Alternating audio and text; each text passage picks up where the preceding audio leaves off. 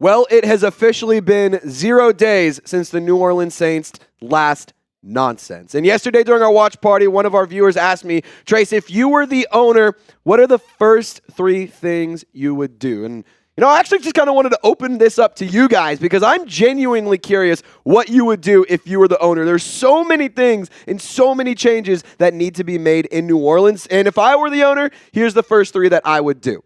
I'd fire Dennis Allen. I would promote Kai Harley to be the general manager. Mickey Loomis, I'm done. I'm over it. It's time to move on. And then lastly, I would issue an apology to Saints fans everywhere. I would say, my bad. Our team, we are closing that chapter. This was not good football. We recognize that there was problems here, and this phase of New Orleans Saints football, this lifestyle, this everything is done. So if I were the owner, this is what I would do. What about you?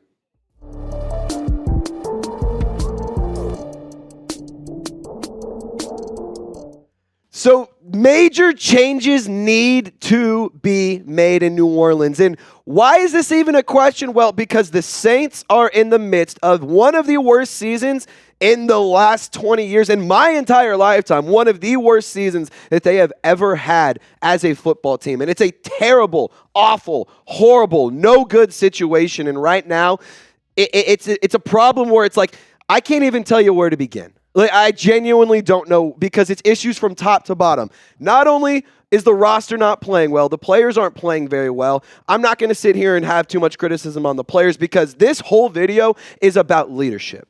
If you have problems and if you want problems to be fixed, it comes down to leadership. And reports from Nick Underhill yesterday after the game, the team has called a players-only meeting for the 2nd year in a row. They did it last year. They're doing it again this year. And so for me right now, it just feels like a rebuild is inevitable. Unfortunately, it's one of those things where we try to keep it going. The Saints tried to stay competitive. They tried to make something happen post-Drew Brees era, post-Sean Payton era. But the reality is it ain't going to happen. So the first change, like I said, you got to fire Dennis Allen. And to be honest, you also got to move on from Mickey Loomis. He's the most tenured GM in the National Football League, which to some people you would say, wow, that's pretty impressive. That's really cool. But I used to be one of those people, for the record. And now it's kind of I'm kind of in the mindset that, look, he's tenured. He's been around for a long time. That's sick. That's cool. Congratulations. That is a good accomplishment. But that also means that there's no fresh juice, there's no energy, there's no youth, there's no he's good with where he's at. Like it doesn't seem like there's a desire to make change. It doesn't seem like there's any sort of pressure, there's any sort of fire under their ass. And right now, for me, it just feels like a fresh start and fresh leadership is what's necessary. And so, quick reminder, when Dennis Allen gets fired, I'm not saying if, I'm saying when, because it needs to happen, and I'm a believer that it will happen.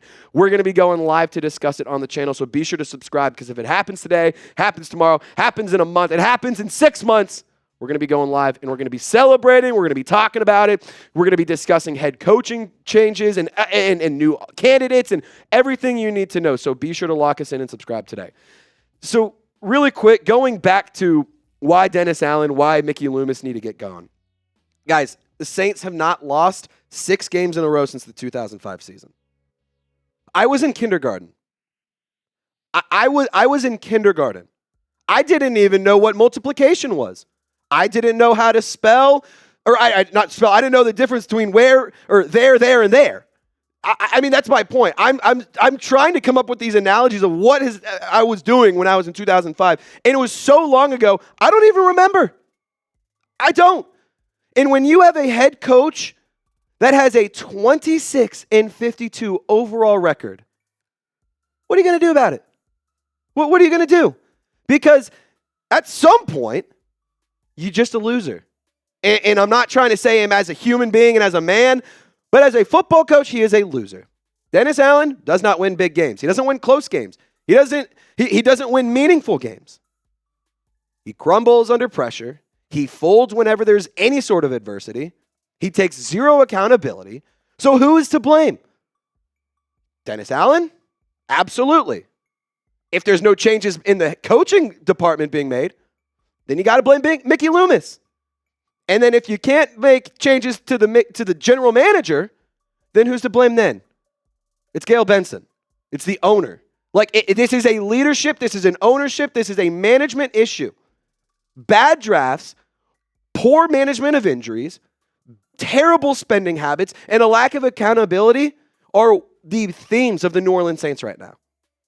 And at what point does somebody take some accountability? At what point does somebody say, all right, enough's enough. Look, we have a passionate fan base. We have a fan base that needs this football team to be good. And every single week, we're just going to put out a dog shit product. We're not even going to score a touchdown. We're going to miss field goals. What are we doing? And when it comes to Kai Harley, I think he's a prime candidate to be the next general manager of this football team. He's going to bring some youth. He's going to bring some creativity in terms of how to manage the cap. He is the cap wizard. It's not Mickey Loomis. For the freaking record, it is Kai Harley. So, in my opinion, he's already gotten some interest as a general manager. He's already gotten some interviews. I think this offseason he gets serious interest across the National Football League. And I don't think Kai Harley will stick around forever. I think he's a very smart, very, very bright and wise person to have in the front office. I think that he's one of the few bright spots in terms of the front office. So in my opinion, you got to do what you got to do to keep him around. I'm not willing to risk losing Kai Harley and another year of Mickey Loomis to have the freaking Panthers or the Bucks or some other team go and bring him in. I'm not in the camp of doing that. I'm ready for a new management. I'm ready for new life in this football team. Because Mickey Loomis, he's just going to sit there, smack his gum, and just say, yep, we got to make some changes, but, got to look deeper than the results. Well, the fucking results got you to 2-6, Mickey. How are we feeling? How are we feeling at 2-6? Change number 2. You got to revamp this roster. And I'm not going to sit here and say you got to get younger. I'm going to explain my thoughts here in a second, but I think you need a new quarterback. I think you need more playmakers, and I think you just need better talent overall. And I'm going to explain from head to toe how we can make this a better roster in just a second. But, I know Saints games are not really what you're looking to go to right now, but if you want to get tickets, the New Orleans Pelicans, they're about to get rocking and rolling in full swing. They already have some games going. So if you want to see Zion, you want to see Brandon Ingram, you want to see some of these guys take the court at the Blender at Smoothie King Arena, or you want to go check out Tulane, LSU, anything like that, we have tickets for you at Game Time. And if you download the Game Time app and create an account and use code CHATSPORTS, you'll get $20 off your first purchase. And Game Time has a brand new feature called Game Time Picks that makes getting tickets to see your favorite teams play live even easier. And Game Time Picks filters out the fluff to show you only incredible deals on great seats, so you don't have to waste time searching through thousands of tickets. So download the Game Time app, create an account, and use code CHATSPORTS for $20 off your first purchase. Terms do apply, but once again, create an account and redeem code CHATSPORTS. You can get $20 off your first purchase. Download Game Time today. What time is it? It's game time. All that information is in the comments and description, by the way. All right, so let's talk about the quarterback situation, because the first part about this change that needs to be made, I said a revamped roster, new quarterback. I was very high on Spencer Rattler. I thought that he could be the guy. I really did. And I'm not saying that he can't become the guy, but in my personal opinion, as it stands right now, after the loss to the Broncos, after the loss to the Chargers, after the loss to the Buccaneers, after the loss to the Chiefs, he didn't start. Jake Haener played. But my point being, Jake Haener and Spencer Rattler will not win you a Super Bowl. And if you want to embrace mediocrity and be like, hey, let's just have a top-heavy roster. Let's have guys where the minute we get hurt, we're in shambles. If you want to just keep going after we're not winning a Super Bowl, but we really want to make the playoffs. If you're just trying to make the playoffs, maybe that could work. But with a roster that's so top-heavy and has such high-end talent, because the starters are good. Ryan Ramczyk, phenomenal. Has virtually no cartilage in his knee. Eric McCoy, one of the best centers in the league, up to the point when he got injured, he might not return until week 13. The coaching isn't good enough to have a lack of depth. The coaching is too bad. The coaching is too incompetent to not have quality depth, not just at the starters, but at the backup and third string position as well. And I look at teams like the 49ers. I look at teams like the Chiefs. I look at teams, honest to God right now, like the Falcons, who have depth, who add to the roster despite it maybe not being a dire need. But maybe it's a need that says, hey, if something happens, we can still compete. And that is not what the New Orleans Saints have done. And my personal opinion, when it comes to the draft, like this is where you have to build. And you have to stop missing on players. You cannot keep drafting guys that you're like, all right, well, they'll develop in 2 to 3 years and, maybe something will happen. And then they turn out to be nothing. Like, let's stop drafting the Ian Books of the world. Let's stop drafting the Nick Saldivaris of the world. Like, can we please just draft quality talent? Best player available, for the love of God, is not the worst possible idea when it comes to a draft strategy, especially when you have so many holes on the roster. And for me, like, I know I said you need a new quarterback. I know I said you need a new playmakers. Like, go get Tedoror McMillan out of Arizona. Go get Cam Ward.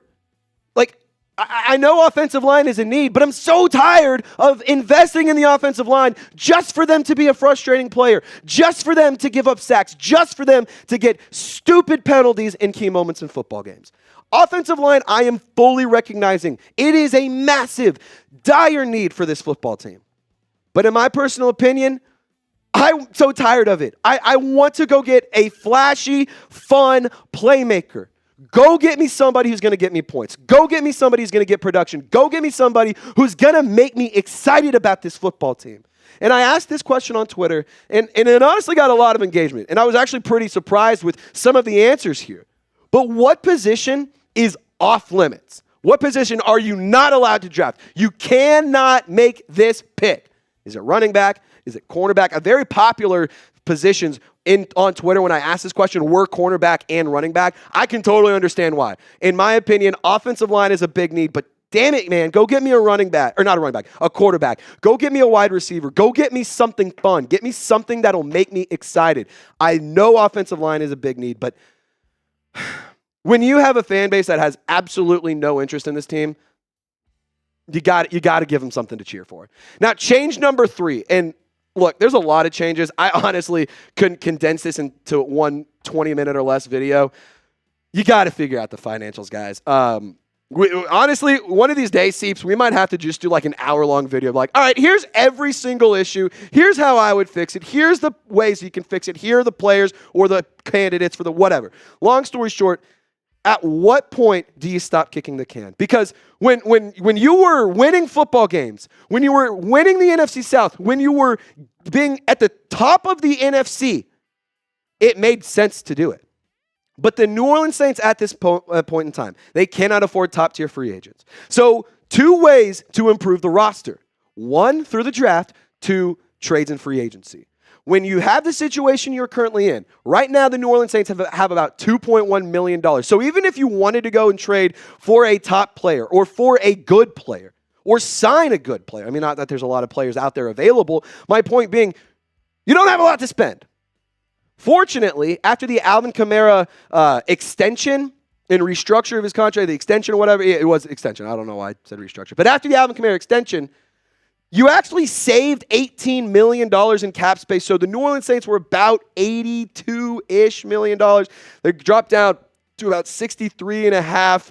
They're going to have to clear about $64 million of cap space. Easy to do it, but then you take money from this year to give it this year, and then you take money from this year to give it to this year. Like my point being, you'd clear up money, but at some point, you just spend it again. And again, I go back to this point. Winning justifies kicking the can down the road. Like when the team has 10, 11, 12 wins, I don't have any issue with trying to kick the can down the road. I have no issue with trying to stay competitive, bringing in expensive players, signing top free agents. I have no problem doing that whatsoever. A 2-6 record does not do that. Being outscored by over 50, 60 points in the last couple of games does not do that for me. It does not justify it whatsoever. And so for me, final thoughts. I mean, guys, again, this truly could have been a 2-3 hour video. Dennis Allen has sucked the fun of being a Saints fan. Let me rephrase. I mean, he has truly ruined what it means to be a Saints fan. Dennis Allen has sucked the fun out of being a Saints fan. He has ruined my Sundays. He's ruining my weekends. And that's not just a me thing. I know every single one of you at home feels the exact same way. And honestly, I don't blame you for feeling that way. Excuse me. You should be upset. You should be mad. You should be fired up. Because right here, you have literally Bozo the Clown running your football team. So at a certain point, when is enough enough? Somebody's got to light a fire under their ass. Somebody's got to care about this football team. And there's this whole discussion of, well, the owners and the managers and all that stuff, they don't really care. They just want money in their pockets. You know what leads to more money in your pockets? Winning. Crazy concept. I know. You have success. You have wins. You make more money. People are happy. What an idea, Seeps. Isn't that crazy, man?